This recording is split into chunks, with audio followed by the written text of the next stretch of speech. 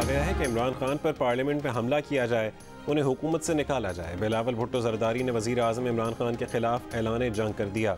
कहा कि अगर पंजाब वाले पीपल्स पार्टी के साथ हैं तो इमरान खान को छुपने की जगह भी नहीं मिलेगी। बहुत झूठ सुन चुके, अब नहीं सुनेंगे। करप्शन का कहकर अवाम के कान पका दिए। ट्रांसपेरेंसी इंटरनेशनल कह रही है कि जितनी करप्शन इमरान खान के दौर में हुई, मुल्की तारीख में कभी नहीं हुई। वक्त के जालिम, कठपुतली और सिलेक्टेड वज़ीर आज़म का मुकाबला करने मैदान में निकलेंगे।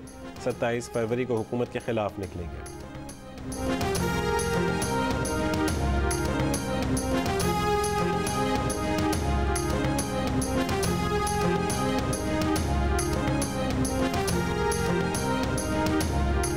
आप तो 27 को निकलेंगे, हम सिंध के बल्दियाती कानून के खिलाफ 26 को ही निकल आएंगे। वफाकी वजीर अली जैदी के बिलावल भुट्टो पर वार।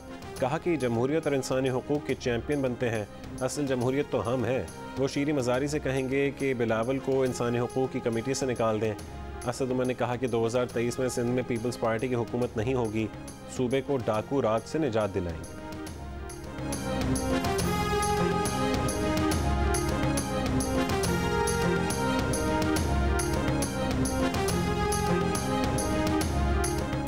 सिंध हुकूमत के बल्दियाती कानून के खिलाफ पाक सरजमीन पार्टी ने भी धरना दे दिया। मुस्तफ़ा कमाल ने कहा कि जब तक हुक्मरान बात नहीं मानेंगे यहीं रहेंगे। वो अकेले भी रह गए तो यहीं बैठे रहेंगे। वज़ीर आला हाउस जाने का इरादा मौखिर कर दिया। सिंध के वज़ीर बल्दियात नासिर शाह और एडमिनिस्ट्रेटर कराची मुर्तज़ा वहाब मुस्तफ़ा कमाल को मनाने धरने में पहुँच गए। नासिर शाह का कहने के PSP के रहनुमाओं से राबता रहा है, अब भी बात करेंगे।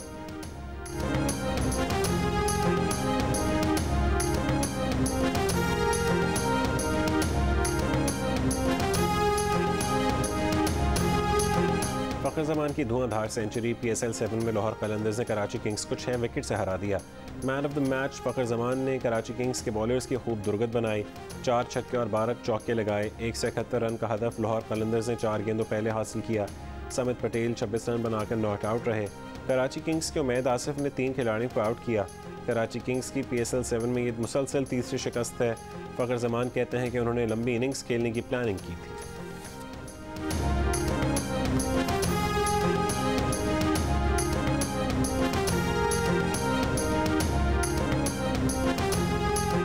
पाकिस्तान सुपर लीग में इस्लामाबाद यूनाइटेड ने पेशावर ज़ल्मी को 9 विकेटों से हरा दिया। एलेक्स हेल्स ने 82 और पॉल स्टर्लिंग ने 57 रन बनाए। 169 रन का हदफ 16वें ओवर में हासिल कर लिया। पेशावर ज़ल्मी के कप्तान वहाब रियाज बॉलिंग के दौरान गलत स्टेप पड़ने से गिर पड़े। पेशावर ज़ल्मी के शेरफैन रदरफोर्ड के 70 रन भी टीम के काम नहीं आए।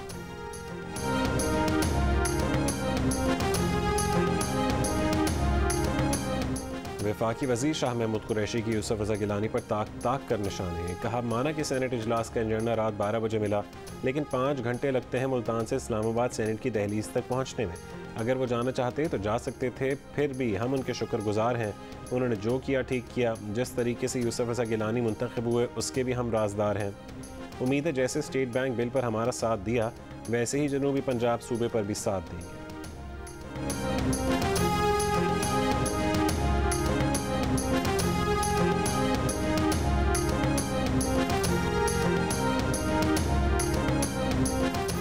मार्च कौमी दिन है। इस पर सिर्फ परेड वालों का ही नहीं, मार्च वालों का भी हक है। लॉन्ग मार्च 23 तारीख को हतमी और तय है। मौलाना फजल रहमान की मीडिया से गुफ्तगू।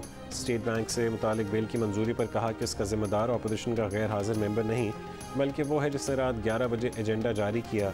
सदारती तर्ज हुकूमत डिक्टेटरशिप का नाम है। कौम को हमेशा तजर्बात से ना गुजारा जाए।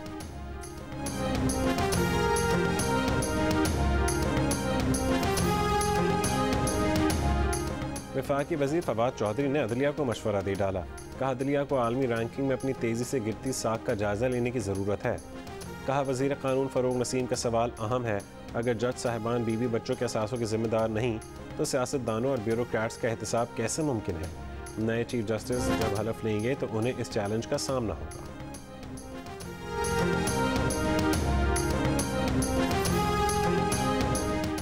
मुस्लिम लीग नून के रहनुमा एहसन इकबाल ने कहा है कि जस्टिस काजी फैजीसा केस में सुप्रीम कोर्ट के तफसीली फैसले के बाद वज़ीर आज़म, सदर मुमलिकत और वज़ीर कानून के पास अपने मनसब पर रहने का कोई जवाज़ नहीं रहा।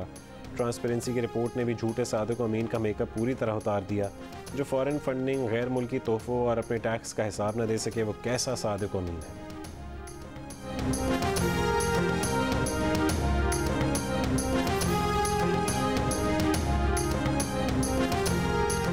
सवाबी में 10वीं इंडस वाटर जीप रैली, मुल्क भर से 7 खवातीन समेत 100 ड्राइवर्स की शिरकत।